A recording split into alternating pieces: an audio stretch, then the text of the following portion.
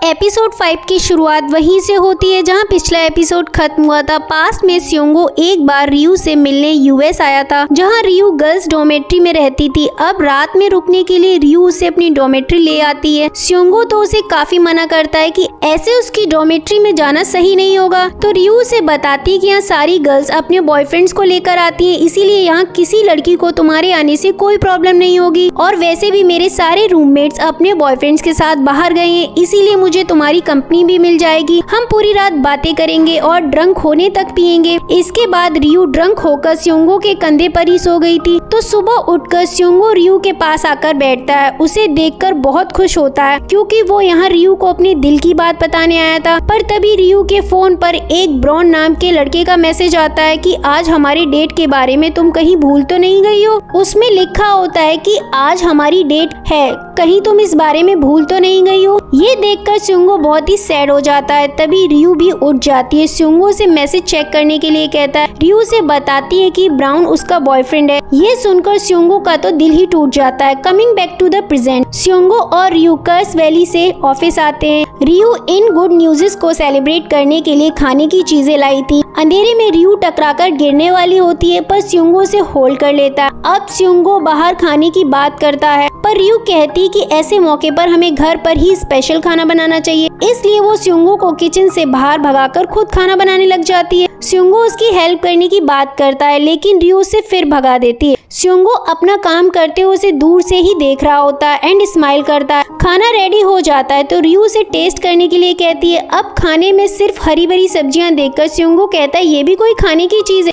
ये कहते हुए उसे जैसे ही टेस्ट करता है उसे बहुत ही ज्यादा खाना अच्छा लगता है। रियू उससे पूछती है खाना कैसा लगा, तो स्योंगो उसे टीज करने के लिए कहता है कि एवरेज ही है। तो रियू फिर से उसे प्यार से पूछती है कि सच में बताओ ना कैसा लगा। अब रियू इतने प्यार से देख रही होती है, स्योंगो तो कुछ कह ही नहीं पा रहा था। तभी वहाँ मोयुम भी आ जाती है। स्योंगो उसे अवॉइड करने के लिए ड्रिंक्स लेने बाहर चला जाता है ताकि कहीं टाइम कैप्सूल वाले लेटर की बात कहीं बाहर ना आ जाए। बाहर आकर स्योंगो कहने लगता है कि रियू मुझे अचानक से ऐसे क्यों देख रही थी, हमेशा तो उसकी आंखों में बस मुझे अपने लिए गुस्सा दिखता है, आज इतने प्यार से कैसे देख रही थी। ये बोलकर वो ड्रिंक्स लेने चला जाता है। इधर इन दोनों में वेडिंग को लेकर बात होती है क्योंकि मोयुम की मॉम उसकी शादी करने के पीछे पड़ी हुई थी। अब मोयुम रियू को वेडिंग ड्रेस में देखना चाहती थी क्योंकि अगर सब कुछ सही चलता तो अब तक रियू की शादी हो जाती। रियू से अपने फोन में वेडिंग शूट वाली फोटोज को दिखाती है जिसमें वो बहुत ही सुंदर लग रही थी।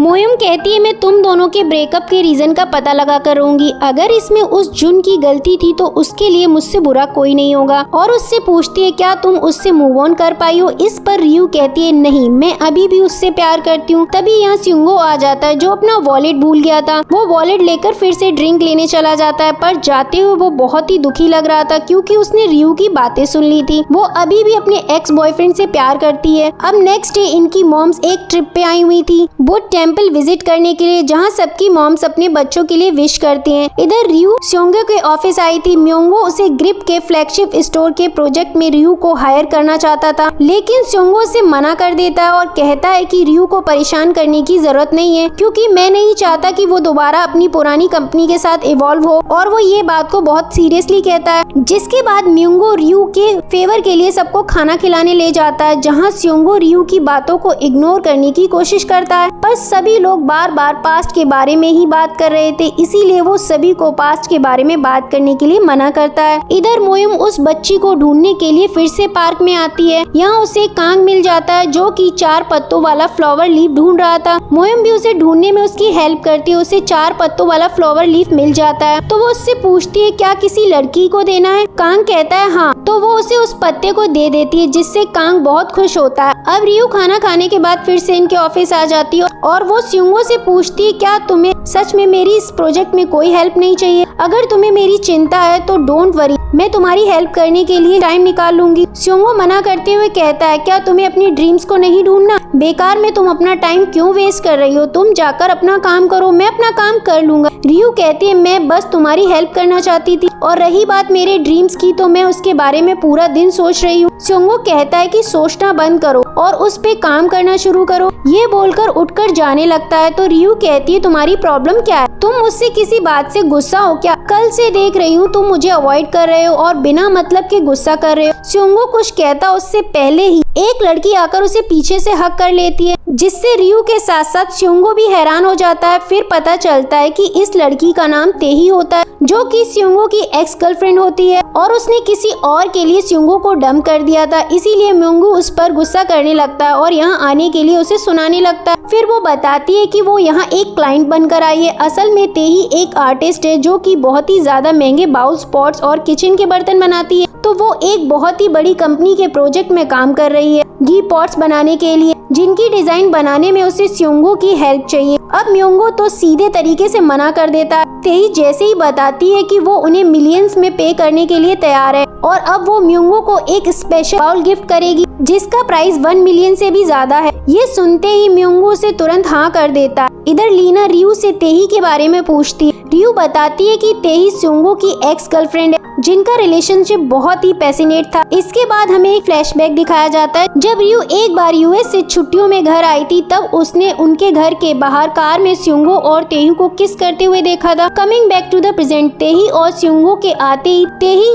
रियू से पूछती है क्या तुम्हें सच में हम दोनों का रिलेशनशिप इतना पैशनेट लगा था। रियू उससे सॉरी कहती है उसके बारे में गॉसिप करने के लिए। तुम ही रियू हो जिसके बारे में स्योंगो मुझे हमेशा बताया करता था, इसीलिए क्या तुम स्योंगो को मना सकती हो मेरे साथ काम करने के लिए। तुम इसके बचपन की फ्रेंड जो हो, तुम्हारे कहने पर ये मान जाएगा। पर स्योंगो तब भी मना कर देता है। तेही उसे वीकेंड पे अपनी स्टूडियो बुलाती है उसका काम देखने के लिए। म्योंगो तो हाँ कर देता है एंड बताता है कि वो सभी आएंगे, लेकिन रियू काम का बहाना करके मना कर देती है क्योंकि वो इन दोनों के बीच नहीं आना चाहती थी। स्योंगो घर की ओर आ रहा था, तभी उसे तेही का मैसेज आता है कि तुमसे दोबारा मिलकर बहुत ही अच्छा लगा। तभी वो एक बार के पास रियू के डैड को देखता है। दोनों साथ में ड्रिंक करने बैठ जाते हैं। अगले दिन रियू अपने भाई को उठाने आती है क्योंकि 10 बजने को आए थे, लेकिन वो अभी तक उठा नहीं था। इसीलिए वो गुस्से में उसके बेड पर चढ़कर उसे पीटने लग जाती है, जिससे वो उल्टा रियू को ही बेड पर गिरा देता है। लेकिन हम देखते हैं कि ये तो स्योंगो था, तो उसे ऐसे शर्टलेस देखकर रियू भी शॉक्ड हो जाती है। पर तभी इन दोनों को साथ में रियू का भाई देख लेता है। वो चिल्लाकर अपने डैड को बताने लग जाता है कि डैड देखो ये दोनों क्या कर रहे हैं। तो स्योंगो से हड़बड़ी में समझाने जा ही रहा होता है कि वो कबर्ड से टकराकर उसके पैर में चोट लग जाती है, जिसके बाद रियू और उसके डैड उसे हॉस्पिटल ले जाते हैं। स्योंगो के डैड बताते हैं कि बेटा टूटा नहीं है, लेकिन अभी चलने में परेशानी होगी, इसीलिए उसे आराम करना होगा। अब स्योंगो को बहुत दर्द हो रहा था, इसीलिए रियू उसे चिढ़ाने लग जाती है। इससे फिर से दोनों की बहस शुरू हो जाती है। तो स्योंगो के डैड उन दोनों को छोड़कर अगले पेशेंट को देखने चले जाते हैं। कुछ देर बाद स्योंगो को डिस्चार्ज मिल जाता है, तो डैड उससे पूछते हैं कि ये सब कैसे हुआ, जिससे हमें पता चलता है कि कल रात रियू के डैड के साथ ड्रिंक करने के बाद दोनों फुली ड्रंक हो गए थे। क्योंकि रियू की मॉम ट्रिप पे गई हुई थी, इसलिए रियू के डैड उसे अपने घर पे इनवाइट करते हैं घर पे ड्रिंक्स करने के लिए, जिसकी वजह से रियू के भाई ने उसे अपने रूम में सुला दिया था और वो खुद गेस्ट रूम में सो गया था। अब इस हालत में स्योंगो कार नहीं चला सकता था और उसे और उसकी टीम को तेही के स्टूडियो जाना था, इसलिए रियू उसे छोड़ने के लिए जाती है। इधर कांग और मोयुम फिर से कन्वीनियंट स्टोर के बाहर मिलते हैं। कांग ने आज दोनों के लिए उनकी फेवरेट ड्रिंक और चॉकलेट ले ली थी as a thank you gift, कल उसकी हेल्प करने के लिए जो उसने फ्लावर ढूंढ कर दिया था। मोयुम उससे पूछती है क्या वो फ्लावर उस लड़की को पसंद आया। कांग कहता है नहीं, मैंने उसे बताया कि मैंने बहुत ज्यादा मेहनत करके उसे ढूंढने की कोशिश की, लेकिन मुझे नहीं मिला। फिर एक लड़की ने मेरी हेल्प की, तब जाकर ये मिला, जिससे सुनकर वो नाराज हो गई। ये सुन मोयुम कहती है तुम्हें उसे बताने की जरूरत क्या थी कि ये मैंने तुम्हें ढूंढ कर दिया था, कोई भी लड़की ये जानकर नाराज होगी।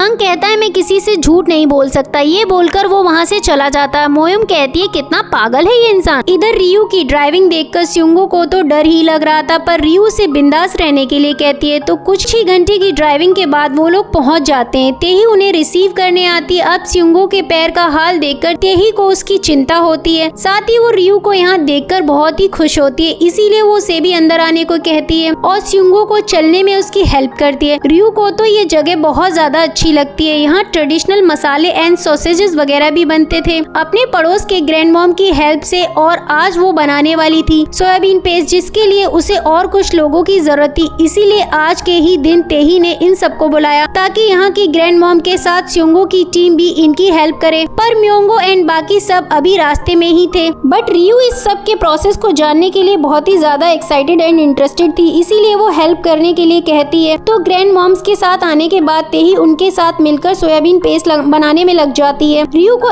इतना खुश देखकर स्योंगो भी खुशी खुशी हेल्प करने आ जाता है। तभी तेही स्योंगो को बात करने के लिए अंदर बुलाती है, जहाँ वो उसे बताती है कि काम तो एक बहाना था। वो स्योंगो से दोबारा मिलना चाहती थी, इसीलिए वो उसके ऑफिस गई थी ताकि उनका रिलेशन ठीक हो सके। अब स्योंगो उसका जवाब तो कुछ नहीं देता है, इसीलिए तेही कहती है कि इस बारे में बाद में बात करेंगे, अभी काम पे फोकस करते। इसीलिए वो उसे घी पॉट्स बनाना सिखाने में लग जाती है। रियू को वॉशरूम जाना था तो ग्रैंड मॉम उसे रास्ता दिखाती है। स्योंगो और तेही जिस तरफ थे उसी तरफ वॉशरूम भी था, इसीलिए रियू स्योंगो को बाहर से पॉट बनाते हुए देखती है, इसीलिए वो उसे देखने लग जाती है। तभी तेही स्योंगो की हेल्प करने आ जाती है, अपने हाथों से उसे सिखाने लग जाती है। ये देखकर रियू को थोड़ा अच्छा नहीं लगता है। तभी वो इन्हें अकेला छोड़कर जा ही रही होती है, तभी वो किसी चीज से टकरा जाती है, जिससे ये दोनों भी उसे देख लेते हैं। तो रियू उन्हें सॉरी कहती है एंड वॉशरूम चली जाती है। स्योंगो बाहर आता है तो रियू उसे सॉरी कहती है तेही के साथ उसका मूवमेंट डिस्टर्ब करने के लिए। अब स्योंगो इसके बारे में कोई बात नहीं करना चाहता था, लेकिन रियू तो बार बार उसे उन दिनों के बारे में ही बात कर रही थी कि तुम दोनों साथ में कितने अच्छे लगते हो। अब तुम दोनों दोबारा मिले हो तो क्या पता तुम दोनों के बीच सब कुछ ठीक हो जाए और तुम दोनों साथ में आ जाओ। रियू कहती है इतना सीरियस होने की क्या जरूरत है, मैं तो बस चाहती हूँ अगर तुम उसे अभी भी लाइक करते हो तो मैं चाहती हूँ तुम दोनों के बीच सब कुछ ठीक हो जाए, और वैसे भी मैं तो एक दोस्त की तरह बात कर रही हूँ, दोस्तों के बीच ऐसी बातें होती हैं। फिर स्योंगो मना करते हुए कहता है कि पर हमारे और तुम्हारे बीच ऐसी बातें नहीं हो सकती। बोलकर वो यहाँ से बाहर चला जाता है, जहाँ बाहर उसे म्योंगो एंड टीम मिलती है। वो हवा खाने बाहर जा रहा है ये कहकर चला जाता है।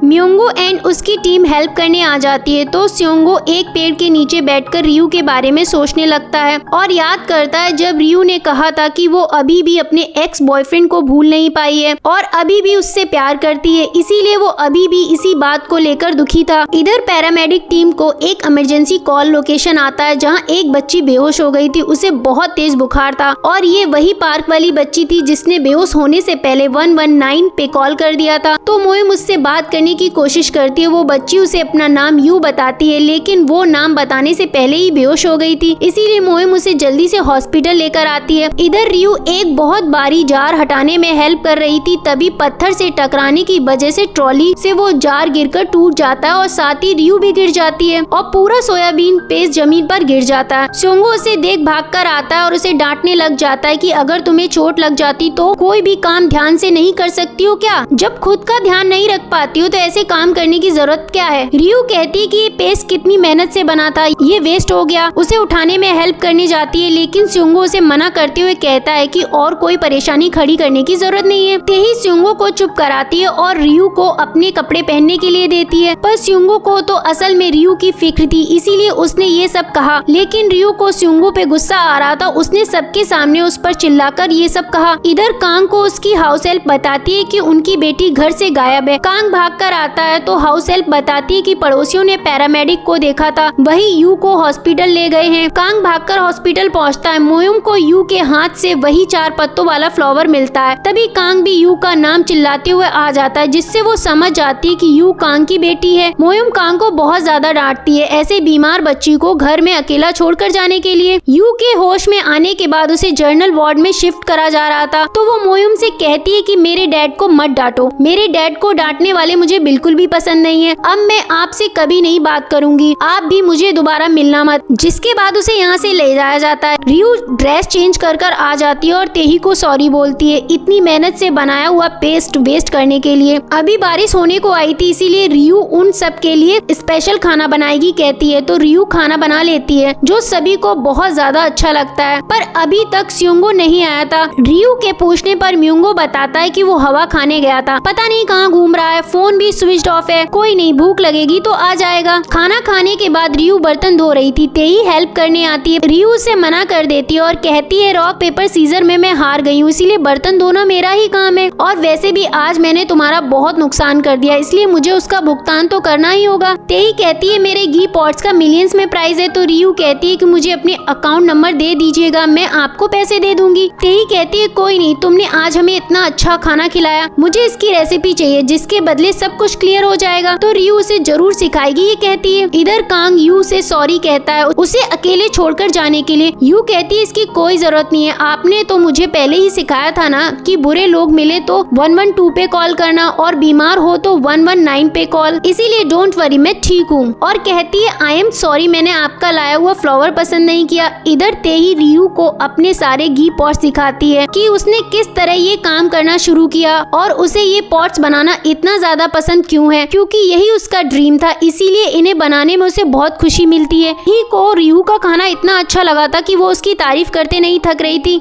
इसके बाद रियू को रियलाइज होता है कि शायद उसे खाना बनाना पसंद है। कुछ देर बाद तेही स्योंगो से बात करने आती है, जहां उससे कहती है कि क्या तुम्हें याद है जब रियू ने कहा था कि हम दोनों बहुत ज्यादा पैशनेटली प्यार में थे, पर असल में तो पैशनेटली सिर्फ मैं थी, तुमने तो कभी मुझे पैशनेटली प्यार ही नहीं किया था, सिर्फ मैंने प्यार किया था, इसीलिए मैंने तुम्हें छोड़ा था। स्योंगो बहाने देने लगता है, पर तेही को सच्चाई पता थी। वो उससे बताती है कि जार पहले से ही टूटा हुआ था, पर तुमने रियू पे बहुत ज्यादा चिल्ला दिया, उसे एम्बैरेसमेंट से ज्यादा जेलिस थी। जो सुन स्योंगो सरप्राइज्ड होता है। इधर रियू को नींद नहीं आ रही थी, इसीलिए वो बाहर आती है। तभी वो अपने कपड़ों को धुला टंगा हुआ देखती है, इससे वो समझ जाती कि ये स्योंगो ने ही किया होगा। फ्लैशबैक में हम देखते हैं कि जब वो कपड़े चेंज करके बाहर गई थी तब स्योंगो ने उसके कपड़ों को धो दिया था। तो रियू चलते चलते वही घी पॉट्स के पास पहुंच जाती है, जहां वो हर पॉट्स को ओपन करके देख रही थी। तभी यहाँ स्योंगो भी आ जाता है और स्योंगो उससे इतनी रात में बाहर आने का रीजन पूछता है। रियू से बताती है कि उसे नींद नहीं आ रही थी, इसलिए वो बाहर हवा खाने आ गई थी। रियू भी उससे इतनी रात में बाहर आने का रीजन पूछती है, तो वो भी सेम ही रीजन बताता है। रियू उससे कहती है कि खाना खा लो। रियू उसे अंदर जाकर खाना खा लेने के लिए कहती है, क्योंकि उसने स्योंगो के लिए भी बचा कर रखा था। स्योंगो कहता है हाँ बाद में खा लूंगा। रियू पूछती है कि वैसे मेरे कपड़ों से वो दाग तुमने कैसे हटाए? स्योंगो कहता है राइस एंड विनेगर जूस से। इस पर रियू हंसते हुए कहती है कि तुम इतने अच्छे हो सकते हो, मुझे तो पता ही नहीं था। स्योंगो पूछता है कि तुम ये सब क्या कर रही हो? रियू बताती है कि मैं इसमें सोया सॉस ढूंढ रही हूँ। उन ग्रैंड मॉम ने मुझे बताया था इनमें से कुछ जार में 100 साल पुराना सोया सॉस है और इस सॉस से बहुत सारी डिशेस बनाई जा सकती हैं। इससे उन डिशेस का टेस्ट 100 टाइम्स बेटर हो जाएगा। तो स्योंगो भी उसकी हेल्प करने लगता है। रियू बताती है कि जो सबसे ज्यादा गाढ़ा और स्ट्रॉन्ग स्मेल करता है वही सोया सॉस होता है। तो दोनों ढूंढने लग जाते हैं। थोड़ी देर में रियू को मिल जाता है। वो सोया सॉस इतना क्लियर था कि उसमें अंदर चांद तारे पूरा आसमान दिख रहा था, जिसकी पिक्चर बहुत ही सुंदर लग रही थी।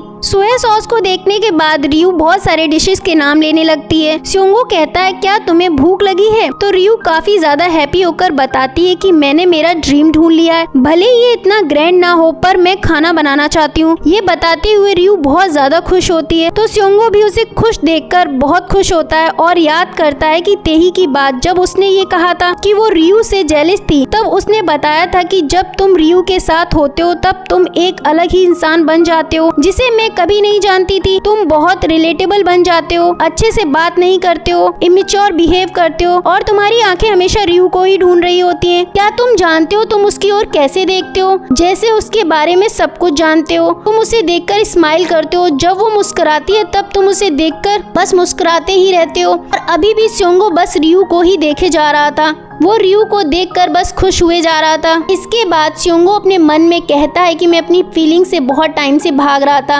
रियू को अपने सामने ऐसे खुशी से मुस्कुराता हुआ देखकर मुझे ये रियलाइज हो गया है कि मैं रियू को पसंद करने से अपने आप को नहीं रोक सकता। इसी के साथ एपिसोड 5 का दी एंड होता है। इसीलिए वीडियो पसंद आया हो तो वीडियो को लाइक करें, चैनल पर पहली बार आए हो तो सब्सक्राइब करें and please hit the bell icon. मिलती हूँ मैं आपसे अगले एपिसोड में। Thank you for listening and watching.